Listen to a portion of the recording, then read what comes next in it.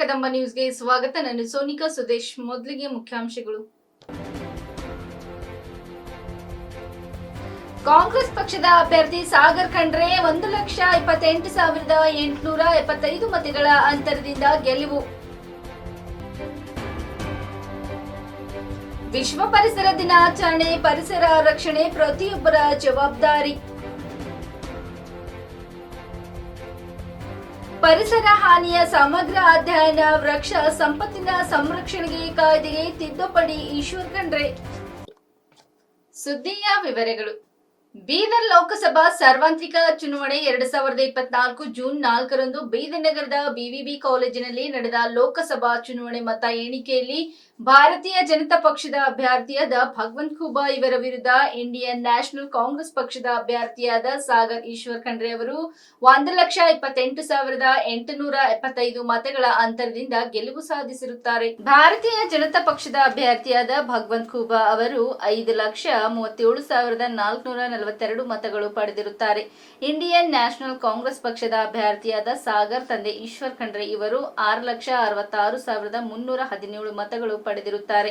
ಬೀದರ್ ಲೋಕಸಭಾ ಸಾರ್ವತ್ರಿಕ ಚುನಾವಣೆಯಲ್ಲಿ Indian national Congress ಪಕ್ಷದ ಅಭ್ಯರ್ಥಿಯಾದ ಸಾಗರ್ ತಂದೆ ಈಶ್ವರ್ ಖಂಡ್ರೆ ಇವರು ಗೆಲುವು ಸಾಧಿಸಿದ್ದಕ್ಕೆ ಜಿಲ್ಲಾ ಚುನಾವಣಾಧಿಕಾರಿ ಹಾಗೂ ಜಿಲ್ಲಾಧಿಕಾರಿಗಳಾದ ಗೋವಿಂದ್ ರೆಡ್ಡಿ ಅವರು ಫಾರಂ ನಂಬರ್ 22 ಪ್ರಮಾಣ ಪತ್ರವನ್ನು ನೀಡಿದರು. ಬೀದರ್ ಲೋಕಸಭಾ ಸಾರ್ವತ್ರಿಕ ಲೋಕಸಭಾ ಚುನಾವಣೆ ಮತ ಎಣಿಕೆ ಕಾರ್ಯವು ಬೀದರ್ ನಗರದ ಬಿವಿಬಿ ಭೂಮರೆಡ್ಡಿ ಕಾಲೇಜಿನಲ್ಲಿ ಶಾಂತಿಯುತವಾಗಿ ನಡೆಯಿತು. ನಂತರ ಗೆಲುವು ಸಾಧಿಸಿದ ಸಾಗರ್ ಖಂಡ್ರೆ ಇವರ ಅಭಿಮಾನ ಬಳಗದ ವತಿಯಿಂದ ಭೂಮರೆಡ್ಡಿ ಕಾಲೇಜಿನಿಂದ ಅದ್ದೂರಿಯಿಂದ ಮೆರವಣಿಗೆ ಮಾಡಲಾಯಿತು. ಈ ಮೆರವಣಿಗೆಯಲ್ಲಿ ಈಶ್ವರ್ ಖಂಡ್ರೆ, ರಹೀಂ ಖಾನ್, ಅರವಿಂದ್ ಅರಳಿ, ಅಮೃತರಾವ್ ಚಿಂಕೋಡೆ, ಬಸವರಾಜ್ ಧನ್ನೂರ್, ಮೊಹಮ್ಮದ್ ಗೌಸ್, ವಿವಿಧ ಕಾಂಗ್ರೆಸ್ ಮುಖಂಡರು ಹಾಗೂ ಕಾರ್ಯಕರ್ತರು ಉಪಸ್ಥಿತರಿದ್ದರು.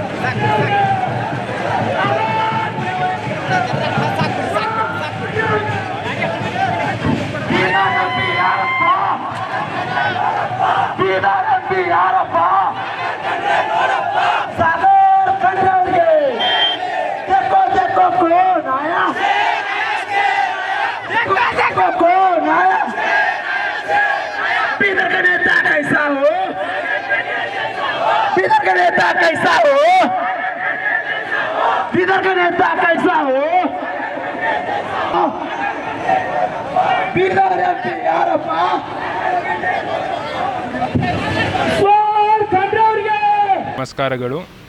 ಈ ದಿನ ನಮಗೆ ಬೀದರ್ ಲೋಕಸಭಾ ಕ್ಷೇತ್ರದ ಮಹಾಜನತೆ ನಮಗೆ ಪ್ರಚಂಡ ಬಹುಮತದಿಂದ ನಮಗೆ ಗೆದ್ದು ತಂದಿದ್ದಾರೆ, ನಮಗೆ ಆಶೀರ್ವಾದಿಸಿದ್ದಾರೆ. ಅದಕ್ಕೆ ಎಲ್ಲರಿಗೂ ನನ್ನ ಧನ್ಯವಾದಗಳನ್ನು ಸಲ್ಲಿಸುತ್ತೇನೆ.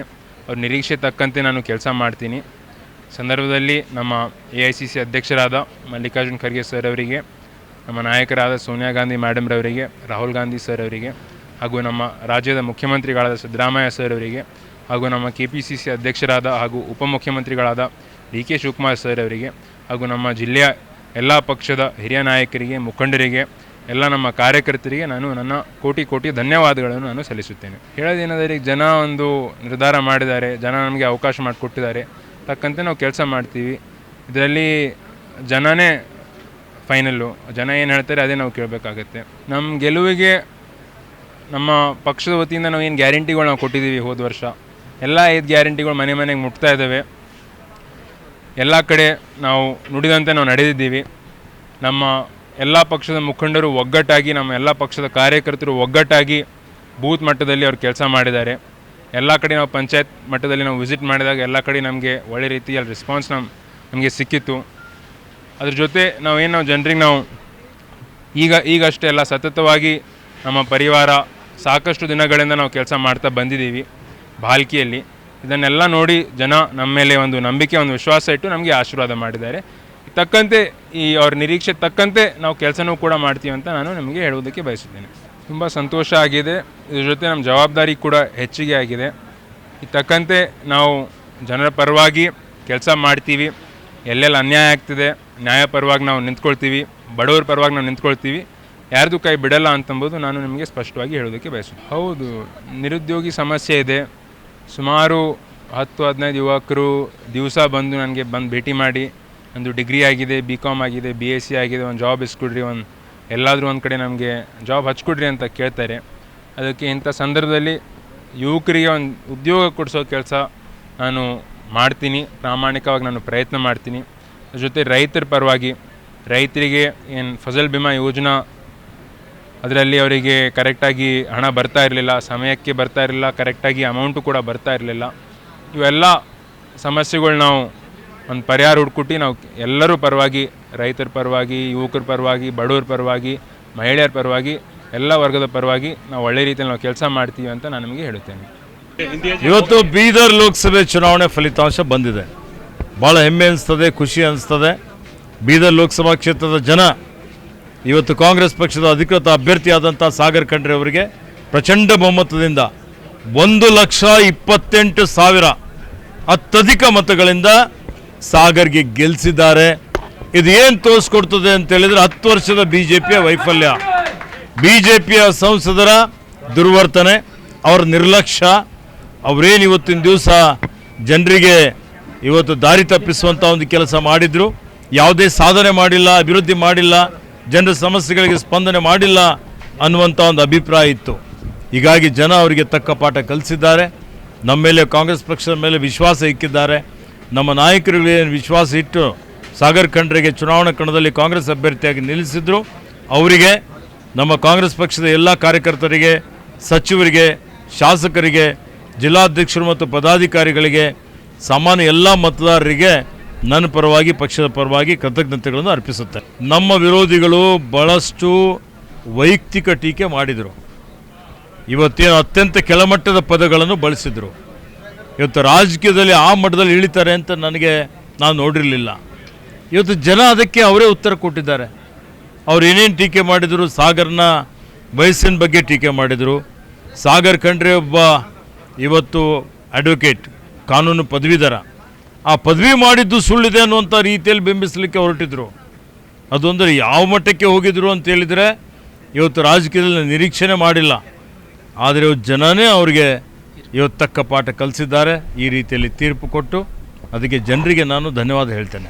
ನೋಡಿ, ನಮ್ಮ ಗೆಲುವಿಗೆ ಇವತ್ತು ಒಂದನೇದು, ನಾವು ಏನು ಆಡಳಿತ ಕೊಡ್ತಾ ಇದ್ದೇವೆ, ಒಳ್ಳೆಯ ಆಡಳಿತ ಕೊಡ್ತಾ ಇದ್ದೇವೆ. 5 ಗ್ಯಾರಂಟಿಗಳನ್ನು ಅನುಷ್ಠಾನ ಮಾಡಿದ್ದೇವೆ. ಕಲ್ಯಾಣ ಕರ್ನಾಟಕಕ್ಕೆ ವಿಶೇಷ ಸ್ಥಾನಮಾನ ಕೊಟ್ಟಿದ್ದೇವೆ. ಇಲ್ಲಿರುವಂಥ ಅನೇಕ ಸರ್ಕಾರಿ ಹುದ್ದೆಗಳು ಭರ್ತಿ ಮಾಡ್ತಾ ಇದ್ದೇವೆ. ಈ ಭಾಗದಲ್ಲಿ ಇವತ್ತು ಸರ್ವಾಂಗೀಣ ಅಭಿವೃದ್ಧಿಗಾಗಿ ನೀರಾವರಿ ಯೋಜನೆಗಳು ಪೂರ್ತಿ ಮಾಡ್ತಾ ಇದ್ದೇವೆ. ಶಾಲೆಗೆ, ಆಸ್ಪತ್ರೆಗೆ ಹೆಚ್ಚಿನ ಅನುದಾನವನ್ನು ಕೊಟ್ಟಿದ್ದೇವೆ.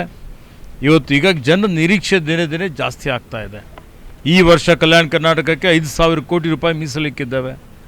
ಇವೆಲ್ಲವನ್ನು ನೋಡಿಕೊಂಡು ಮತ್ತು ನಾನು ಉಸ್ತುವಾರಿ ಸಚಿವನಾಗಿ, ರಹೀಮ್ ಖಾನ್ ಅವರು ಪರಮಾಣು ಸಚಿವರಾಗಿ, ಮತ್ತು ನಮ್ಮೆಲ್ಲ ಅತ್ಯಂತ ಹಿರಿಯ ಮುಖಂಡರುಗಳು, ಅರಳಿ ಇರ್ಬೋದು, ಜಾಬ್ ಶೆಟ್ಟಿ ಅವರು ಇರ್ಬೋದು, ಮಾಜಿ ಸಚಿವರಾದಂಥ ರಾಜಶೇಖರ್ ಪಾಟೀಲ್ ಅವರು, ಭೀಮರಾವ್ ಪಾಟೀಲ್ ಅವರು, ಚಂದ್ರಶೇಖರ್ ಪಾಟೀಲ್ ಅವರು ಎಲ್ಲರೂ ನಮಗೆ ಸಲಹೆ ಕೊಟ್ಟು ಹಗಲಿರುಳು ಶ್ರಮ ಮಾಡ್ತಾ ಇದ್ದಾರೆ. ಅಭಿವೃದ್ಧಿ ಮಾಡಬೇಕು ಅಂತ ಹೊರಟಿದ್ದಾರೆ, ಸಲಹೆ ಕೊಡ್ತಾರೆ. ಹೀಗಾಗಿ ಜನ ನಮ್ಮ ಮೇಲೆ ವಿಶ್ವಾಸಕ್ಕಿದ್ದಾರೆ, ನಂಬಿಕೆ ಇಕ್ಕಿದ್ದಾರೆ, ನಮಗೆ ಹೆಚ್ಚಿನ ಮತ ಕೊಟ್ಟಿದ್ದಾರೆ. ರೈಟ್. ವಿಶೇಷವಾಗಿ ಬೀದರ್ ಜಿಲ್ಲೆಗೆ ಭಾಳ ದೊಡ್ಡ ಮರ್ಯಾದೆ ಹೆಸರು. ಬೀದರ್ ಅಂದ ತಕ್ಷಣ ವಿಶ್ವಗುರು ಅಣ್ಣ ಹೆಸರಿನಲ್ಲಿ ಇಡೀ ವಿಶ್ವಕ್ಕೆ ಶಾಂತಿ ಕೊಟ್ಟಿರ್ತಕ್ಕಂಥ, ಖ್ಯಾತಿ ಕೊಟ್ಟಿರ್ತಕ್ಕಂಥ ಚುನಾವಣೆಯಲ್ಲಿ ನಮ್ಮ ಅಹಮದ್ ಗವಾನ್ ಮದರ್ಸಾ ಇರ್ಬೋದು, ಗುರುನಾನಕ್ ದೇವ್ ಇರ್ಬೋದು, ಪಾಪನಾಸ್ ಇರ್ಬೋದು, ಎಲ್ಲ ಕ್ಷೇತ್ರಗಳಲ್ಲಿ ಎಲ್ಲ ಜನರಿಗೆ ಸರಿಸಮಾನ ನೋಡ್ಕೊಳ್ತಕ್ಕಂಥ ಒಂದು ಬೀದರ್ ಜಿಲ್ಲೆ, ವಿಶ್ವದಲ್ಲಿ ಖ್ಯಾತಿ ಪಡೆದಿರ್ತಕ್ಕಂಥ ಜಿಲ್ಲೆ. ಈ ಚುನಾವಣೆಗೆ ಸಂಬಂಧಪಟ್ಟಂಗೆ ಮತ್ತು ಬಹುತೇಕ ವಿಶ್ವದಲ್ಲೇ ಖ್ಯಾತಿ ಬರ್ತದೆ ಅನ್ನೋದು ನಾನು ಅಂದಾಜು ಮಾಡ್ತಾಯಿದ್ದೀನಿ. ಯಾಕಂದರೆ 26 ವರ್ಷದ ಯುವಕ ಪಾರ್ಲಿಮೆಂಟ್ನಲ್ಲಿ ಹೋಗಬೇಕು ಅಂತ ಹೇಳಿದ್ರೆ ಇದು ನಿಜವಾಗಲೂ ಇತಿಹಾಸ. ಇಲ್ಲಿ 26 ವರ್ಷದ ಹುಡುಗ ಸಾಗರ್ ಖಂಡ್ರೆ ಅವ್ರ ವಯಸ್ಸು 26. ಇದು ಬಂತು 26 ವರ್ಷ ಹುಡುಗಿದ್ದಾಗ ಪಾಪ ಬಿ ಜೆ ಪಿ ಬಳಗಕ್ಕೆ ಏನು ಸಣ್ಣ ಪಾರ 26 ವರ್ಷನವ ಇವ ಏನು ಗೆದಿತಾನ, ಗೆದ್ದನು ಪಾರ್ಲಿಮೆಂಟ್ದಾಗ ಕ್ರಿಕೆಟ್ ಆಡೋದೇನು ಹೀಗೆಲ್ಲ ಬಂಕ ಟಿಂಕ ಮಾತಾಡ್ತಿದ್ರು. ಅದಕ್ಕೆ ನಾ ಹೇಳಿದವಾಗ ಹಿರಿಯರ ಮಾತುಗಳ ಜ್ಞಾನದಾಗ ಇಟ್ಕೊಳ್ಬೇಕು. ಮೂರ್ತಿ ಚಿಕ್ಕದಿದ್ದರೂ ಕೀರ್ತಿ ದೊಡ್ಡದನ್ನೋದು 4ನೇ ಬಿ ಸಾಲಿ ಕಲ್ತವ್ರಿಗೆ ಗೊತ್ತಿರ್ತದ. ಆ ಬಿ ಜೆ ಪಿ ಬಳಗ ಬಹುತೇಕ ಗೊತ್ತಿತ್ತೋ ನೆನಪು ಹೋಗಿತ್ತೋ ಗೊತ್ತಿಲ್ಲ. ಮೂರ್ತಿ ಚಿಕ್ಕದಿದ್ದರೂ ಕೀರ್ತಿ ದೊಡ್ಡದನ್ನ ಮಾತಿಗೆ ಸಾಗರ್ ಖಂಡ್ರೆ ಮೂರ್ತಿ ಚಿಕ್ಕದಿದ್ದಿರ್ಬೋದು, ವಯಸ್ಸು ಸಣ್ಣದಿರ್ಬೋದು, ಅದ್ರ ಕೀರ್ತಿಗೆ ಕೆಲಸದ ಮೇಲೆ ಬರ್ತದೆ ಅನ್ನೋ ವಿಷಯಕ್ಕೆ ಬಂದಾಗ ಒಂದು ಬೀದರಲ್ಲಿ ಡಿಬೇಟು ಕೂಡ ಆಗಿತ್ತು. ರಿಪಬ್ಲಿಕನ್ ಕನ್ನಡದ ಸಾಹೇಬರು ನಮ್ಮ ಮಲ್ಲಿಕಾರ್ಜುನ್ ಮಲ್ಕಲೆ ಸಾಹೇಬರೆಲ್ಲ ಸೇರಿ ಡಿಬೇಟ್ ಮಾಡಿದರು. ಅಲ್ಲಿ ಮಾತಾಡಿದ್ರಲ್ಲಿ ಪಾಪ ಬಿ ಜೆ ಪಿ ನಮ್ಮ ದೋಸ್ತರು, ನಮ್ಮ ಆತ್ಮೀಯ ಸಹೋದರರು ಶಶಿ ಹೊಸಳ್ಳಿ ಅವರು, ಜೈ ಚಿಮ್ಕೋಡಣ್ಣವ್ರೆ, ಈಶ್ವರ್ ಖಂಡ್ರೆ ಅವರಿಗೆ ಭಗವಂತ ಖೂಬಾಗ ಸೋಲಿಸ್ಲಿಕ್ಕಾಗಿಲ್ಲ. ಭಗವಂತ ಖೂಬಾನ್ ಎದುರಿಗೆ ಈಶ್ವರ್ ಖಂಡ್ರೆ ಅವರು 1,17,000 ಸೋತಾರ. ಈ ಸಾಗರ್ ಖಂಡ್ರೆ ಶಾಂಡ್ಪಾರ್ ಏನು ಮಾಡ್ತಾನ, ಇವನ ಕ್ರಿಕೆಟ್ ಆಡ್ತಾನ ಅಂತ ಮಾತಾಡಿದರು. ಅವಾಗ ನಾನು ಅಂದೆ, ಸುಮ್ಮನ್ ಪಾಟೀಲ್ಜಿ ಅವ್ರು ಬಂದು ನನಗೆ ಕೇಳಿದ್ರು, ರಿಪಬ್ಲಿಕನ್ ಏನು ಚಿಮ್ಕೊಡವ್ರೆ ಇದು ಹಿಂಗೆ ಅಂತಾರಲ್ಲ ಸಣ್ಣ ಹುಡುಗ ಹಿಂಗೆ ಏನು ಮಾಡ್ತಾನೆ ಹೆಂಗೆ ಗೆದ್ದಿತಾನ ಅಂತ ಕೇಳಿದಾರ ಅಂದಾಗ ನಾನಂದೆ, ಕುರುಕ್ಷೇತ್ರ ಅವ್ರ ಟೈಟಲ್ ಹಾಕಿರ್ತಕ್ಕಂಥದ್ದು ಕುರುಕ್ಷೇತ್ರ ಅಂತ ಹಾಕಿದರು. ಕುರುಕ್ಷೇತ್ರ ಅಂದರೆ ಮಹಾಭಾರತ ಯುದ್ಧದಲ್ಲಿ ಅರ್ಜುನ ಬರೋಬ್ಬರಿ 3 ಲೋಕದ ಗಂಡ ಅಂತ ಕರಿತಿದ್ರು ಅವನಿಗೆ. ಯುದ್ಧದಲ್ಲಿ ಬಾಣ ಹೊಡೆದರಲ್ಲಿ ಗಾಂಡೀವಧಾರಿ ಅಂತಿದ್ರು. ಆದರೆ ಗಾಂಡೀವಧಾರಿ 3 ಲೋಕದ ಗಂಡ ಅರ್ಜುನ ಯಾರ ಕೈಯಲ್ಲಿ ಸೋತಾನ ಅಂದ್ರೆ ಅವನ ಮಗ ಬಬ್ರುವಾನ ಕೈಯಲ್ಲಿ ಸೋತಾನೆ ಇಲ್ಲ ಅಂತ ಕೇಳಿತ್ತು. ನಗರದ ಜಿಎನ್ಡಿ ಕಾಲೇಜಿನಲ್ಲಿ ಜೂನ್ 5 ಬುಧವಾರ ವಿಶ್ವ ಪರಿಸರ ದಿನಾಚರಣೆ ಅರ್ಥಪೂರ್ಣವಾಗಿ ಆಚರಿಸಿದರು.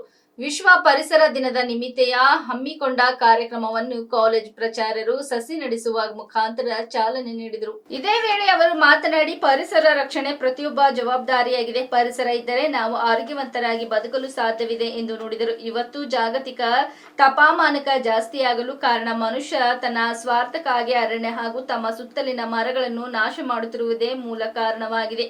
ಈಗಲಾದರೂ ಜಾಗೃತರಾಗಿ ನಾವು ಪರಿಸರ ಉಳಿಸಿ ರಕ್ಷಣೆ ಮಾಡಿದ್ದರೆ ಭವಿಷ್ಯದಲ್ಲಿ ಉಳಿಗಾಲವಿಲ್ಲ ಎಂದರು. ಹೀಗಾಗಿ ಜಿಎನ್ಡಿ ಶಿಕ್ಷಣ ಸಂಸ್ಥೆಯು ವ್ಯಾಪ್ತಿಯಲ್ಲಿ ಬರುವ ಎಲ್ಲ ಸಂಸ್ಥೆಗಳಲ್ಲಿಯ ಸಿಬ್ಬಂದಿಗಳು, ಶಿಕ್ಷಕರು, ಉಪನ್ಯಾಸಕರು ಸಸಿಯನ್ನು ನಡೆಸಲಾಗುತ್ತದೆ ಎಂದು ತಿಳಿಸಿದರು. ಸುಮಾರು 5,000 ಸಸಿಗಳನ್ನು ವಿತರಣೆ ಮಾಡಲಾಗಿದೆ ಎಂದರು. ವಿದ್ಯಾರ್ಥಿನಿಯರು ಮಾತನಾಡಿ, ಪ್ರತಿಯೊಬ್ಬರು ಒಂದೊಂದು ಸಸಿಯು ನಡೆಸಿ ಬೆಳೆಸಿ ಉಳಿಸುವ ಕೆಲಸ ಮಾಡಬೇಕು. ಒಂದು ಪರಿಸರವನ್ನು ನಾವು ಉಳಿಸಿಕೊಳ್ಳದಿದ್ದರೆ ನಮ್ಮ ಬದುಕಿನಲ್ಲಿ ಭಾರಿ ಪ್ರಮಾಣದ ಅನಾಹುತಗಳು ಎದುರಿಸಬೇಕಾಗುತ್ತದೆ ಎಂದು ತಿಳಿಸಿದರು. ಕಾರ್ಯಕ್ರಮದಲ್ಲಿ ಕಾಲೇಜಿನ ಪ್ರಾಧ್ಯಾಪಕರು, ವಿದ್ಯಾರ್ಥಿನಿಯರು ಹಾಗೂ ಸಿಬ್ಬಂದಿ ವೃಂದದವರು ಭಾಗವಹಿಸಿದರು.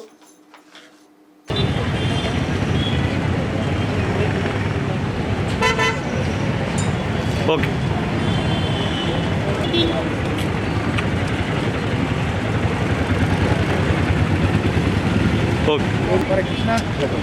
हाँ जी, हाँ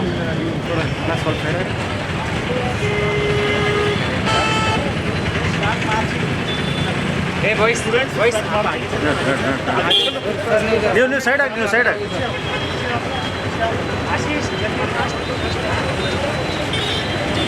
आजा सीधा हिट रही था मैं.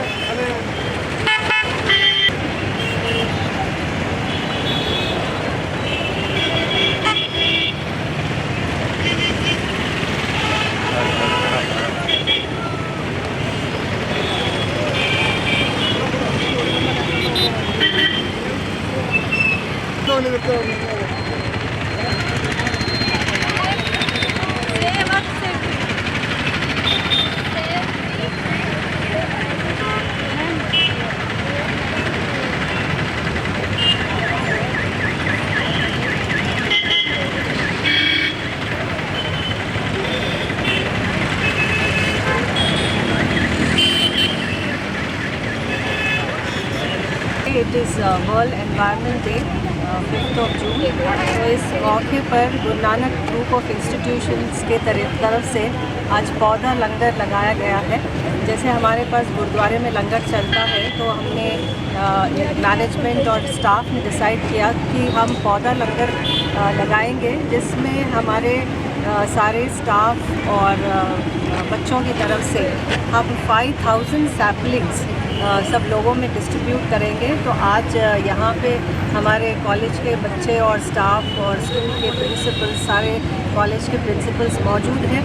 तो ये सैपलिंग्स हम इधर के नागरिकों को देंगे और उनसे हमारी रिक्वेस्ट है कि ये सैपलिंग्स को वो लगाएं और देखें कि वो सैपलिंग्स बड़े ट्रीज में ग्रो हुए। तो वो बहुत ही इम्पॉर्टेंट है। हम पेड़ लगा देते हैं पर उसकी देखभाल नहीं होती है और पेड़ मर जाते हैं। तो हमारी सबकी जिम्मेदारी है कि ये पेड़ लगाएं और हमारी डेली उनको हम इसकी देखभाल करें और देखें कि ये बड़े ट्रीज में ग्रो है। तो ये 5000 सैपलिंग्स हम 5-6 दिन में हम डिस्ट्रीब्यूट करेंगे। एक यहाँ पे अम्बेडकर सर्कल पे हमने एक हमारा एक सेंटर लगाया है और गुम्पा में भी हम एक स्पॉट रखेंगे जहाँ वहाँ हमारे कॉलेज के डिग्री कॉलेज, इंजीनियरिंग कॉलेज और वहाँ के स्कूल्स B.Ed के सारे बच्चे और स्टाफ मिलके सारे वहाँ के जो नागरिक हैं उनको हम डिस्ट्रीब्यूट करेंगे। तो मेरी रिक्वेस्ट है सबसे कि वर्ल्ड एनवायरनमेंट डे पे हम प्रण लें कि हमारे एनवायरनमेंट को अच्छा बनाएं और ज़्यादा से ज़्यादा ग्रीनरी हम देखें कि बिदर में ज़्यादा से ज़्यादा ग्रीन हो। जब हम बाहर बैंगलोर या हैदराबाद सिटीज़ में जाते हैं और इसके बाद जब हम बिदर में आते हैं तो हमें एक काफ़ी डिफरेंस महसूस होता है, क्योंकि Bidar is better than the cities, pollution कम है। तो हमारी कोशिश यही रहना है कि ये जो ग्रीनरी है उसे और ज़्यादा से ज़्यादा बढ़ाएं। तो हमारी ये छोटी सी कोशिश है हमारे इंस्टीट्यूशंस की तरफ से कि बिदर को एक बेटर प्लेस बनाए, ज़्यादा ग्रीन बनाए और पोल्यूशन फ्री करें। ರಾಜ್ಯದ ಅರಣ್ಯ, ಗೋಮಾಳ, ಸರ್ಕಾರಿ ಭೂಮಿ ಹಾಗೂ ಪಟ್ಟ ಭೂಮಿಯಲ್ಲಿ ಬೃಹತ್ ಮರಗಳ ಅಕ್ರಮ ಕಡಿತಲೆ ಪ್ರಕರಣಗಳು ವರದಿಯಾಗುತ್ತಿರುವ ಹಿನ್ನೆಲೆಯಲ್ಲಿ ಮರಗಿಡಗಳನ್ನು ಉಳಿಸಲು ವೃಕ್ಷ ಸಂರಕ್ಷಣಾ ಕಾಯ್ದೆ 1976ಕ್ಕೆ ತಿದ್ದುಪಡಿ ತರಲು ಚಿಂತನೆ ನಡೆದಿದೆ ಎಂದು ಅರಣ್ಯ, ಜೀವಶಾಸ್ತ್ರ ಮತ್ತು ಪರಿಸರ ಸಚಿವ ಈಶ್ವರ್ ಬಿ ಖಂಡ್ರೆ ಹೇಳಿದ್ದಾರೆ. ಭಾಲ್ಕಿಯಲ್ಲಿಂದು ವಿಶ್ವ ಪರಿಸರ ದಿನದ ಅಂಗವಾಗಿ ನೂತನವಾಗಿ ಸಂಸದರಾಗಿ ಆಯ್ಕೆಯಾಗಿರುವ ಸಾಗರ್ ಇ ಖಂಡ್ರೆ ಅವರೊಂದಿಗೆ ಗಿಡಗಳನ್ನು ನೆಟ್ಟ ಬಳಿಕ ಮಾತನಾಡಿದ ಅವರು, ಹಾಸನ್, ಉತ್ತರ ಕರ್ನಾಟಕ, ಕೊಡಗು ಮತ್ತು ಶಿವಮೊಗ್ಗ ಸೇರಿದಂತೆ ವಿವಿಧ ಜಿಲ್ಲೆಗಳಲ್ಲಿ ಅಕ್ರಮವಾಗಿ ನೂರಾರು ಮರ ಕಡಿತಲೆ ಮಾಡಿದ ದೂರುಗಳು ಬಂದಿದ್ದು, ಪ್ರಾಣವಾಯು ನೀಡುವ ತಾಪಮಾನ ಹೆಚ್ಚಾಗದಂತೆ ತಡೆಯುವ ಹಾಗೂ ಭೂ ಫಲವತ್ತತೆ ಕಾಪಾಡುವ ವೃಕ್ಷಗಳ ಸಂರಕ್ಷಣೆಯ ಅಗತ್ಯವಿದೆ ಎಂದರು. ಈ ನಿಟ್ಟಿನಲ್ಲಿ ಬೆಲೆ ಬಾಳುವ ಮರಗಳ ಸಂರಕ್ಷಣೆಗಾಗಿ ಪಟ್ಟ ಭೂಮಿ, ಗೋಮಾಳ ಮತ್ತು ಸರ್ಕಾರಿ ಭೂಮಿಯಲ್ಲಿರುವ ಬಿಟ್ಟೆ, ಶ್ರೀಗಂಧ, ತೇಗ ಮೊದಲಾದ ಬೆಲೆ ಬಾಳುವ ಮರಗಳ ಜಿಯೋ ಟ್ಯಾಗ್ ಮಾಡಲು ಸೂಚಿಸಲಾಗಿದ್ದು, ಇದು ಅಕ್ರಮವಾಗಿ ಮರ ಕಡಿಯುವುದಕ್ಕೆ ಕಡಿವಾಣ ಹಾಕುತ್ತದೆ ಎಂದು ತಿಳಿಸಿದರು. ಅನುಮತಿ ಇಲ್ಲದೆ ಯಾರೇ ನಿಯಮ ಬಾಹಿರ ಮತ್ತು ಅಕ್ರಮವಾಗಿ ಮರ ಕಡಿದರೆ ಮರದ ಮಾರುಕಟ್ಟೆ ಮೌಲ್ಯಕ್ಕಿಂತ ಹೆಚ್ಚು ದಂಡದೊಂದಿಗೆ ಜೈಲು ಶಿಕ್ಷೆ ವಿಧಿಸಲು ಅವಕಾಶ ಕಲ್ಪಿಸಿ ಕಾಯ್ದೆಗೆ ತಿದ್ದುಪಡಿ ತರುವ ಅಗತ್ಯವಿದೆ ಎಂಬ ಅಭಿಪ್ರಾಯ ವ್ಯಕ್ತವಾಗಿದೆ.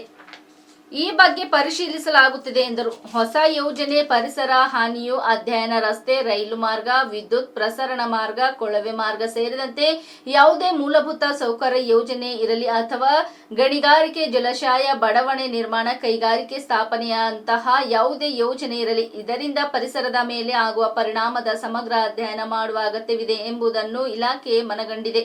ಯಾವುದೇ ಹೊಸ ಯೋಜನೆಗೆ ಬಿಡಿಯಾಗಿ ಇಷ್ಟು ಕಿಲೋಮೀಟರ್ನಿಂದ ಇಂತಿಷ್ಟು ಕಿಲೋಮೀಟರ್ವರೆಗೆ ಮರ ಕಡಿಯಲು ಅನುಮತಿ ನೀಡುವುದಕ್ಕೆ ಕಡಿವಾಣ ಹಾಕಿ ಒಂದು ಯೋಜನೆಗೆ ಒಟ್ಟಾರೆ ಒಂದೇ ಬಾರಿ ಅನುಮತಿ ನೀಡಿ ಪರ್ಯಾಯ ಅರಣ್ಯ ಬೆಳೆಸುವ ನಿಟ್ಟಿನಲ್ಲಿ ಕ್ರಮ ಕೈಗೊಳ್ಳಲು ಚಿಂತಿಸಲಾಗುತ್ತದೆ ಎಂದು ಈಶ್ವರ್ ಖಂಡ್ರೆ ತಿಳಿಸಿದರು. ವನ ಮಹೋತ್ಸವದ ವೇಳೆ ಗಿಡಗಳು ಆಳವಾಗಿ ಭೂಮಿಯಲ್ಲಿ ಬೇರು ಬಿಡುವಂತೆ ವೈಜ್ಞಾನಿಕವಾಗಿ ಸಸಿ ನೆಡುವಂತೆ ಸೂಚಿಸಲಾಗುವುದು. ಇದರಿಂದ ಬದುಕಿ ಉಳಿಯುವ ಸಸಿಗಳ ಸಂಖ್ಯೆಯಲ್ಲಿ ಹೆಚ್ಚಳವಾಗಲಿದೆ ಎಂದರು. ಬೀದರ್ ಸಂಸತ್ ಸದಸ್ಯರಾಗಿ ಆಯ್ಕೆಯಾಗಿರುವ ಸಾಗರ್ ಈಶ್ವರ್ ಖಂಡ್ರೆ, ಭಾಲ್ಕಿ ಹಿರೇಮಠದ ಡಾ ಶ್ರೀ ಬಸವಲಿಂಗ ಪಟ್ಟದೇವರು ಮೊದಲಾದವರು ಈ ಸಂದರ್ಭದಲ್ಲಿ ಉಪಸ್ಥಿತರಿದ್ದರು. ಬಿತ್ತನೆ ಬೀಜ ರಸಗೊಬ್ಬರ ಬೆಲೆ ಏರಿಕೆ ರೈತರ ಮೇಲೆ ಬರೆ ಎಳೆದ ರೈತ ವಿರೋಧಿ ಸರ್ಕಾರದ ನೀತಿ ಖಂಡಿಸಿ ಬೆಲೆ ಏರಿಕೆ ಕೈಬಿಟ್ಟು ಸರಿಗೆ ಅರ್ಧದಷ್ಟು ಬೀಜ ಖರೀದಿಗೆ ಸಹಾಯಧನ ಕೊಡಬೇಕು ಎಂದು ರೈತ ಸಂಘ ಒತ್ತಾಯಿಸಿ ಇಂದು ಜಂಟಿ ಕೃಷಿ ಕಚೇರಿ ಮುಂದೆ ಪ್ರತಿಭಟನೆ ನಡೆಸಲಾಯಿತು. ಬೆಳೆದ ಬೆಳೆಗಳಿಗೆ ಎಂಎಸ್ಪಿಯೂ ಇಲ್ಲ. ಡಾಕ್ಟರ್ ಎಂಎಸ್ ಸ್ವಾಮಿನಾಥನ್ ಆಯೋಗದ ವರದಿಯ ಪ್ರಕಾರ C2+50 ಸೇರಿಸಿ ಬೆಂಬಲ ಬೆಲೆ ಕೊಡಬೇಕು. ಸಿಕ್ಕಾಪಟ್ಟೆ ಲಾಗೋಡಿ ಮಾಡಿದ ರೈತರ ಬೆಳೆಗಳಿಗೆ ಕವಡಿ ಕಿಮ್ಮತ್ತು ಇಲ್ಲ. ಇದಂತ ಘೋರ ಅನ್ಯಾಯ ಮಾಡಿದಂತಾಗಿದೆ. ಬರಗಾಲದ ಅಬ್ಬರದಲ್ಲಿ ರೈತರು ಕಂಗಾಲಾಗಿದ್ದಾರೆ. ಬಿತ್ತನೆ ಬೀಜಕ್ಕೆ ಸಹಾಯಧನ ಹೆಚ್ಚಿಸಲು ರೈತ ಸಂಘ ಆಗ್ರಹಿಸಿದೆ. ಕಳೆದ ವರ್ಷ ಶತಮಾನದಲ್ಲಿಯೇ ಕಂಡರಿಯದ ಭೀಕರ ಬರಗಾಲವನ್ನು ರಾಜ್ಯ ಅನುಭವಿಸಿತ್ತು. ಈ ವರ್ಷವೂ ಮುಂಗಾರು ಪೂರ್ವ ಮಳೆ ಉತ್ತಮವಾಗಿ ಆಗಿದೆ. ಮುಂಗಾರು ಮಳೆ ಕೂಡ ಉತ್ತಮವಾಗಿರಲಿದೆ ಎಂಬ ಸೂಚನೆಗಳು ಬರುತ್ತಿವೆ. ಎಲ್ಲೆಡೆ ಕೃಷಿ ಚಟುವಟಿಕೆಗಳು ಗರಿಗೆದರಿದೆ. ಆದರೆ ಬಿತ್ತನೆ ಬೀಜಗಳ ಕೊರತೆ ಎಲ್ಲೆಡೆ ಕಂಡು ಬಂದಿದೆ ಮತ್ತು ಬಿತ್ತನೆ ಬೀಜಗಳು ಬೆಲೆ ಎಲ್ಲೆಡೆ 40-50% ಏರಿಕೆ ಕಂಡಿದೆ. ಅಗತ್ಯ ಬಿತ್ತನೆ ಬೀಜಗಳ ಕೊರತೆಯನ್ನು ರಾಜ್ಯ ಎದುರಿಸುತ್ತಿದ್ದ ಕೃಷಿ ಇಲಾಖೆಯ ಹಾಗೂ ಕೃಷಿ ಸಂಬಂಧಿತ ಇಲಾಖೆಗಳಲ್ಲಿ ದೊಡ್ಡ ಪ್ರಮಾಣದಲ್ಲಿ ಖಾಲಿ ಇರುವ ಹುದ್ದೆಗಳಿಂದಾಗಿ ರೈತರಿಗೆ ಸಕಾಲದಲ್ಲಿ ಸೇವೆ ಸಿಗುತ್ತಿಲ್ಲ. ಬಿತ್ತನೆ ಚಟುವಟಿಕೆಗಳಿಗೆ ಸೂಕ್ತ ಸಿದ್ಧತೆಗಳನ್ನು ಮಾಡಿಕೊಳ್ಳುವಲ್ಲಿ ರಾಜ್ಯ ಸರ್ಕಾರ ವಿಫಲವಾಗಿರುವುದು ಎದ್ದು ಕಾಣುತ್ತದೆ. ಜಯವಾಗಲಿ ರಸಗೊಬ್ಬರ ಬೆಲೆ ಏರಿಕೆ ವಾಪಸ್ ಆಗಲಿ. ರಸಗೊಬ್ಬರ ಬೆಲೆ ಏರಿಕೆ ಬೇಡವೇ ಬೇಡ, ಬೇಡವೇ ಬೇಡ. ಬೀಜ ರಸಗೊಬ್ಬರ ಕೃತಕ ಅಭಾವ ಸೃಷ್ಟಿ ಬೇಡವೇ ಬೇಡ, ಬೇಡವೇ ಬೇಡ. ರೈತರಿಗೆ ಬೇಕಾಗುವಷ್ಟು ಸಾಕಾಗುವಷ್ಟು ಬೀಜ ರಸಗೊಬ್ಬರ ವಿತರಣೆ ಮಾಡಲೇಬೇಕು. ರೈತರಿಗೆ ಬೀಜ ರಸಗೊಬ್ಬರ ಕೊಡಲೇಬೇಕು. ಬರಪೀಡಿತ ಪ್ರದೇಶದಲ್ಲಿ ಬೀಜ ರಸಗೊಬ್ಬರ ಬೆಲೆ ಏರಿಕೆ ವಾಪಸ್ ಆಗಲಿ. ಬರಗಾಲ ಬರಪೀಡಿತ ಪ್ರದೇಶದಲ್ಲಿ ಬೀಜ ರಸಗೊಬ್ಬರ ಬೆಲೆ ಏರಿಕೆ ವಾಪಸ್ ಆಗಲಿ. C2+50 ಸೇರಿಸಿ ಎಂಎಸ್ಪಿ ಕಾನೂನು ಜಾರಿ ಮಾಡದೆ ರೈತರಿಗೆ ದ್ರೋಹ ಬಗೆದ ಸರ್ಕಾರಕ್ಕೆ ಧಿಕ್ಕಾರ. ಗಡಿ ಜಿಲ್ಲೆ ಬೀದರ್ನಲ್ಲಿ ಮಳೆ ಅಬ್ಬರ. ಬೀದರ್ ಜಿಲ್ಲಾದ್ಯಂತ ಗುಡುಗು ಸಹಿತ 1 ಗಂಟೆ ನಿರಂತರವಾಗಿ ಧಾರಾಕಾರ ಮಳೆ ಸುರಿದಿದೆ. ಬಿತ್ತನೆ ಕಾರ್ಯದ ತಯಾರಿಯಲ್ಲಿ ತೊಡಗಿದ್ದ ರೈತರಲ್ಲಿ ಮಂದಹಾಸ ಮೂಡಿದೆ. ಭಾಲ್ಕಿ, ಔರಾದ್, ಬಸವಕಲ್ಯಾಣ ಸೇರಿದಂತೆ ಎಲ್ಲ ಕಡೆ ಉತ್ತಮ ಮಳೆಯಾಗಿದೆ. ದಿಢೀರ್ ಮಳೆಯಿಂದ ವಾಹನ ಸವಾರರು, ಸಾರ್ವಜನಿಕರು ಸ್ವಲ್ಪ ಮಟ್ಟಿಗೆ ಪರದಾಡುವಂತಾಯಿತು. ಸಾರ್ವಜನಿಕರು ಅಂಗಡಿ ಮುಗ್ಗಟ್ಟು, ಕಟ್ಟಡಗಳ ಆಶ್ರಯ ಪಡೆದರು.